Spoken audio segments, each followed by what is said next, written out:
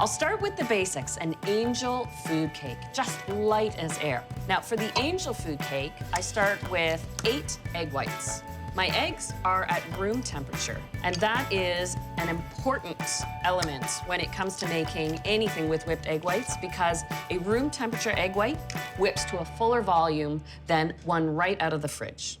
I want to add a little cream of tartar, half a teaspoon. Cream of tartar is an acid, but in a powder form. It's quite concentrated. It's that acidity that actually allows the egg whites to stretch to a fuller volume. It gives them flexibility.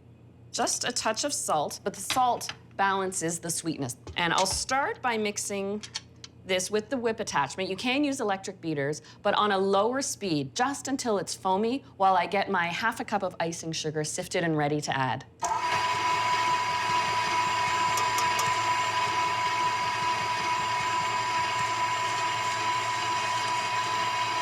When you see that your egg whites are foamy and frothy and they're starting to lose that off-white color, then you know it's time to add your icing sugar.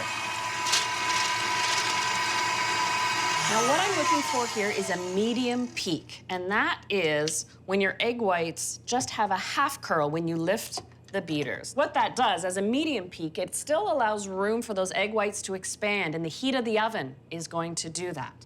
And now I need to sift the dry ingredients: a full cup of cake and pastry flour, a cup of regular granulated sugar, in addition to that icing sugar I added.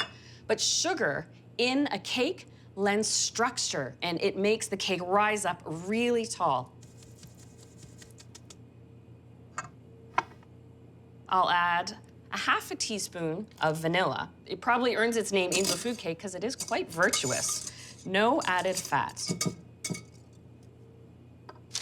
So the second sift, I'll do right over the bowl. Another reason angel food cake deserves its name is it is quite angelically simple. You've got this simple combination of ingredients, but it achieves that chiffon status in that airiness, that moisture. You never get a crumbly angel food cake. The whisk allows me to fold in the flour and sugar without tearing the beautiful air bubbles I worked into the angel food cake. The sugar is dissolving as I fold it, so it changes the consistency of the batter. Something characteristic of all chiffon cakes is the pan you bake it in.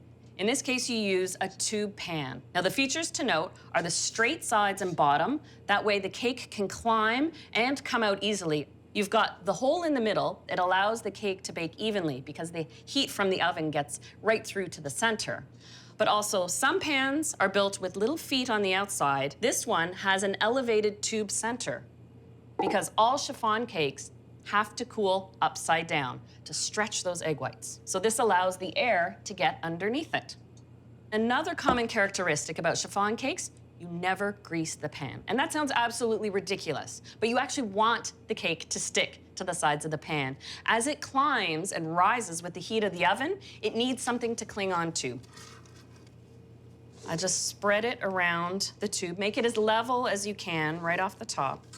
I've preheated the oven to 325 because that gentle heat slowly coaxes the egg whites up and gives time for the sugar and the flour to set. So it's a nice, fluffy, light, airy cake.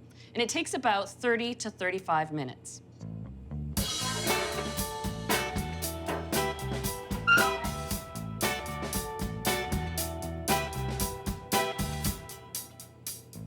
All right. It's been just about 35 minutes. You check the doneness of any chiffon cake by just pressing the top. When it springs back, you know that it's fully cooked. You want to flip that cake upside down. See, this is why we did not grease the pan. And you want to cool it upside down, fully and completely in the pan. Then you take it out after the cake has cooled. And I have one that's cooled completely. So I use an offset spatula, and I have to loosen it from the sides of the pan. So I just run the spatula straight down. And to loosen it from the inside tube, using a little bamboo skewer, just gives it a little space so that when I tap it out, it comes out easily. So this is the fun part. Now that's a beautiful angel food cake. I like to serve it with a little fresh cream and berries.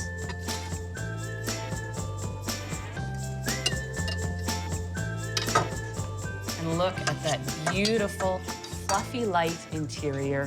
So with this simple technique, you really get a handle on the basics behind chiffon cake. Thanks for watching Oh Yum. Keep an eye on this channel for plenty of delicious recipes and more.